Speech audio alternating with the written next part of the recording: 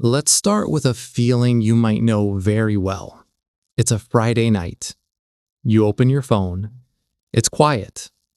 You scroll for a moment and you see other people out together. Groups laughing, photos being taken, stories being posted. Everyone looks like they belong somewhere. Then you look back at your own life. Maybe you have one close friend. Maybe two. Or maybe right now, you don't really have anyone you talk to regularly. And a thought slowly creeps in. Is something wrong with me? You aren't rude. You aren't antisocial. You actually like people. But for some reason, the friendship part of life feels harder for you than it seems to be for everyone else. You don't have a big group chat. You don't have a packed calendar. You don't have people constantly checking in. If this sounds familiar, take a breath for a moment. This video is not here to tell you how to change your personality. It's not about forcing yourself to be more outgoing or collecting friends just to prove something. Instead, we're going to look at the psychology behind why some people naturally end up with fewer friends, and why, very often, this has nothing to do with failure. For many people, a small circle isn't a mistake. It's a result of how their mind works. And once you understand that, the story you tell yourself about your life can change completely. One of the biggest reasons people have fewer friends is how they think. Some people have minds that work fast and out loud. They process ideas while they're speaking. They enjoy constant back and forth conversation. Noise energizes them. Groups feel stimulating. But your mind might work differently. Your mind might work more like a library. You process things internally. When someone asks you a question, you don't respond instantly. You pause. You consider what you actually think. You look for the right words. And even after a conversation ends, your mind keeps working on it. You might replay things later while you're showering, washing dishes, or lying in bed. In modern social life, this can quietly push you to the edge. Group conversations move fast, jokes overlap, topics change quickly. If you don't jump in at the exact right moment, the conversation moves on without you. So, you stay quiet, not because you have nothing to say, but because you want what you say to mean something. Over time, you realize something about yourself. You don't enjoy shallow connection. You enjoy depth. You would rather have one long, honest conversation with one person than 10 short interactions that never go anywhere. That preference alone naturally leads to fewer friendships. Another reason has to do with small talk. For some people, small talk feels easy. It's light, it's playful. It helps them feel connected without much effort. But for others, small talk feels draining. Talking about the weather, work complaints, surface-level updates, none of it feels nourishing. It feels like eating food that never quite fills you up. You might find yourself wanting to ask deeper questions. What does this person really care about? What are they afraid of? What are they trying to become? When those conversations never happen, you can feel lonely even when surrounded by people. So, instead of forcing yourself to stay, you leave. You go home. You choose solitude over shallow connection. That choice protects your energy, but it also keeps your circle small. Another layer of this is freedom.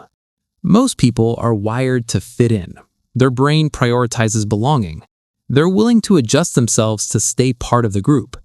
But you may value autonomy more than acceptance. You like your routines. You like your quiet time.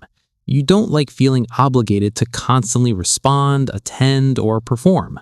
In large friendship groups, there are unspoken rules. You're expected to show up. You're expected to reply quickly. You're expected to agree, or at least not disrupt the group dynamic. If those expectations feel suffocating to you, you slowly pull away. Not because you dislike people, but because you dislike losing yourself. So, you keep only the friends who respect your independence, and those people are rare. Another reason your circle stays small is sensitivity. Some people walk into a room and only see faces, but you notice more than that. You notice tension between people. You sense when someone is uncomfortable. You pick up on emotions that others ignore. Your nervous system is highly tuned. This makes you empathetic and thoughtful, but it also makes social situations exhausting. While others leave a loud gathering energized, you leave depleted. Your system needs recovery. So, without consciously deciding to, you limit how many people you stay connected to. This isn't avoidance, it's regulation. You're protecting your mental health. Another important factor is how you form bonds. Most friendships in the world are built on proximity. Same school, same workplace, same neighborhood. Convenience creates connection. But you don't bond through convenience. You bond through meaning. You don't automatically become close to someone just because you see them often. You observe. You listen. You wait for alignment. This makes you slow to build friendships, especially in adulthood. When you change jobs, move cities, or leave familiar environments, you might feel painfully alone for a while.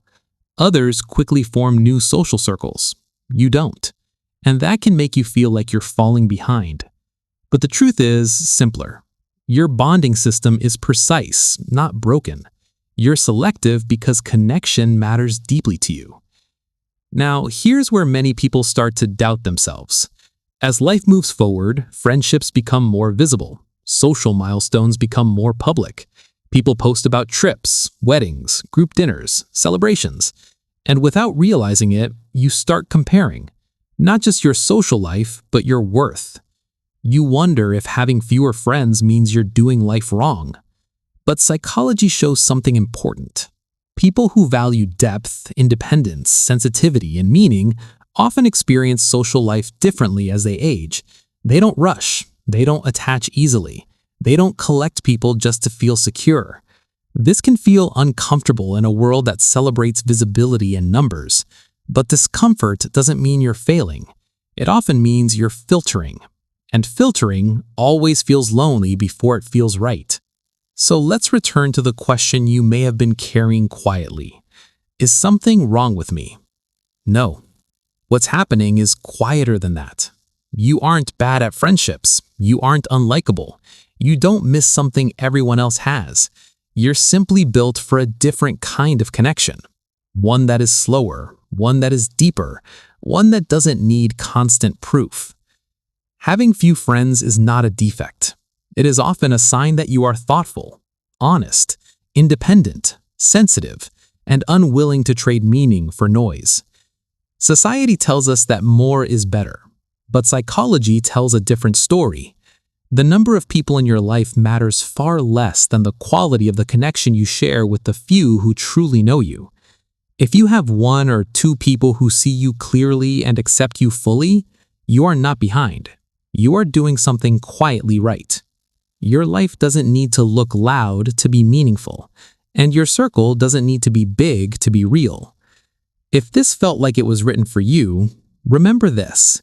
There are more people like you than you think. We're just all a little quieter.